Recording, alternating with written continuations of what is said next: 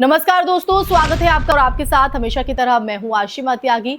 दोस्तों, दुनिया के नक्शे पर एक बार फिर पश्चिमी एशिया आग की लपटों में घिरा हुआ है। मिसाइलें आसमान चीर रही हैं और ड्रोन रात के अंधेरे को चीरते हुए सैन्य ठिकानों तक पहुंच रहे हैं। महाशक्तियां खुलकर मैदान में उतर चुकी हैं। ऐसे समय में भारत की भूमिका, उसकी कूटनीतिक स्थिति और प्रधानमंत्री नरेंद्र मोदी की चुप्पी पर सवाल उठना स्वाभाविक है। क्या भारत इस संघर्ष में केवल दर्शक बनकर रह गया है या फिर ये एक सोची समझी रणनीतिक चुप्पी है? चर्चा में आगे बढ़ते हैं दोस्तों। सबसे पहले तथ्यों को व्यवस्थित करना जरूरी हो जाता है। ईरान और इजराइल, इन दोनों के बीच तनाव कोई नया नहीं है। अली खामनेई के नेतृत्व में ईरान लंबे समय से इजराइल को अपना प्रमुख विरोधी मानता रहा है। दूसरी तरफ बेंजामिन नेतन्याहू की जो सरकार है वो ईरान के परमाणु कार्यक्रम और क्षेत्रीय प्रभाव को कहीं ना कहीं अपने अस्तित्व के लिए खतरा बताती रही है। हालिया घटनाओं की अगर हम बात करें तो हालिया घटनाओं में अगर अमेरिकी या इजरायली कार्रवाई ईरान के चाबहार पोर्ट जैसे रणनीतिक स्थानों पर अगर उस तक पहुंची है तो ये केवल एक सैन्य नहीं बल्कि अगर हम देखें तो भू राजनीतिक संकेत भी है। दरअसल चाबहार बंदरगाह भारत के लिए महज एक विदेशी प्रोजेक्ट नहीं है दोस्तों। चाबहार पोर्ट भारत की कनेक्ट सेंट्रल एशिया नीति का केंद्रीय स्तंभ रहा है, सेंट्रल स्तंभ। इसके माध्यम से भारत पाकिस्तान को बाईपास करते हुए अफगानिस्तान और मध्य एशिया तक व्यापारिक पहुंच बनाना चाहता है। भारत ने यहां सैकड़ों करोड़ रुपए का जो निवेश है वो किया है और इसे अपने रणनीतिक हितों से जोड़ा है। अगर इस संपत्ति पर हमला हुआ तो ये भारत के लिए केवल कूटनीतिक चुनौती नहीं बल्कि आर्थिक तौर पर और सामरिक चिंता का कहीं ना कहीं विषय भी हो जाता है। अब प्रश्न उठता है कि भारत की जो प्रतिक्रिया है वो क्या होनी चाहिए। प्रधानमंत्री नरेंद्र मोदी ने पिछले एक दशक में बहुसंतुलित विदेश नीति की जो छवि है वो गढ़ी है दोस्तों, एक बनाई है।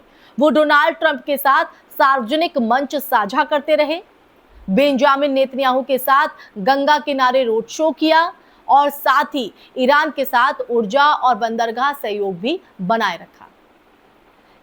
तो ये जो मल्टी अलाइनमेंट की जो नीति थी, जहां भारत अमेरिका, इजराइल, ईरान, रूस सभी के साथ अपने अपने हित जो है वो साधता है, लेकिन जब युद्ध जैसी स्थिति बनती है तो संतुलन साधना कठिन हो जाता है।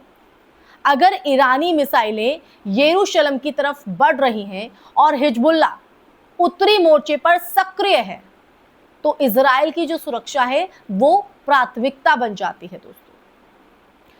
वहीं अगर बात करें अमेरिकी ठिकानों की, तो अमेरिकी ठिकानों जैसे बहरीन, यूनाइटेड स्टेट नेवी के बेस पर हमले जो है वो होते हैं तो ये क्षेत्रीय संघर्ष को कहीं ना कहीं वैश्विक टकराव में बदल सकता है, उसमें तब्दील कर सकता है। दोस्तों, ब्रिटेन के प्रधानमंत्री कीर स्टारमर की तरफ से ब्रिटिश जेट्स की जो सक्रियता है उसकी पुष्टि ये संकेत देती है कि पश्चिमी शक्तियां सीधे तौर पर इस संघर्ष में उतर रही हैं और ऐसे में भारत की तरफ सबका रुख होता है और भारत की जो चुप्पी है उस चुप्पी को दो तरह से देखा जा सकता है। आलोचक इसे कमजोरी कहेंगे कि अगर भारत की संपत्ति पर हमला हुआ है तो खुलकर विरोध क्यों नहीं, और समर्थकों की बात करें तो समर्थक इसे रणनीतिक परिपक्वता बताएंगे, मैच्योरिटी। कहेंगे कि सार्वजनिक बयानबाजी से ज्यादा महत्वपूर्ण बैक चैनल कूटनीति होती है। तो दोस्तों, भारत की विदेश नीति परंपरागत रूप से रणनीतिक स्वायत्ता पर आधारित रही है, जहां वो किसी एक खेमे में खुलकर खड़ा नहीं होता है। और यह भी कहीं ना कहीं ध्यान रखना होगा कि भारत के करीब 80 लाख नागरिक खाड़ी देशों में काम करते हैं। तेल आयात का एक बड़ा हिस्सा जो है इसी क्षेत्र से आता है। अगर संघर्ष लंबा खिंचता है तो भारत की जो अर्थव्यवस्था है उस अर्थव्यवस्था पर सीधा असर पड़ेगा। तेल की कीमतें, शिपिंग रूट, बीमा लागत सब प्रभावित होंगे। इसलिए भारत का हर शब्द नपातुला होगा। फिर भी फिर भी लोकतंत्र में सवाल उठेंगे ही। क्या भारत को अपने निवेश और नागरिकों की सुरक्षा पर ज्यादा मुखर होना चाहिए? क्या दोस्ती की सार्वजनिक छवियां संकट की घड़ी में काम आती हैं? या फिर वैश्विक राजनीति में स्थायी मित्र नहीं, केवल स्थायी हित होते हैं? और भारत उन्हीं हितों की रक्षा में लगा है। ये तमाम वो सवाल है जो कहीं ना कहीं खड़े होंगे। मैंने आपको आलोचकों का भी पक्ष बताया और समर्थकों का भी पक्ष बताया। तो नजरिए जो है, कहा जाता है ना कि हर सिक्के के दो पहलू होते हैं, तो यहाँ पर भी भारत को लेकर ये नजर आता है। तो पश्चिमी एशिया की ये जो आग है वो केवल तेहरान और तेल अवीव तक सीमित नहीं रहेगी दोस्तों। इसका जो असर है वो नई दिल्ली तक महसूस होगा, चाहे वो पेट्रोल पंप पर दिखे या शेयर बाजार में दिखे। भारत के सामने चुनौती है कि वो भावनाओं के बजाय संतुलित कूटनीति से अपने हित सुरक्षित रखे। और आने वाले दिनों की अगर बात करें तो ये स्पष्ट होगा कि ये जो चुप्पी है वो कमजोरी थी या रणनीतिक धैर्य। क्योंकि इतिहास की अगर हम बात करें तो इतिहास अक्सर शोर से नहीं, परिणामों से फैसला करता है। जी हां, परिणामों से।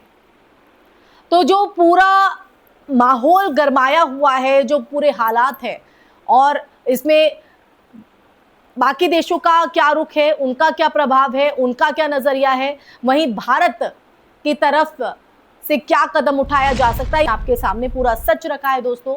अब ये सच जानकर आपके मन में क्या विचार है, आपकी क्या राय है, आपका नजरिया क्या है, वो जानना बेहद जरूरी हो जाता है। तो इसलिए कमेंट सेक्शन में कमेंट करके जरूर बताइएगा।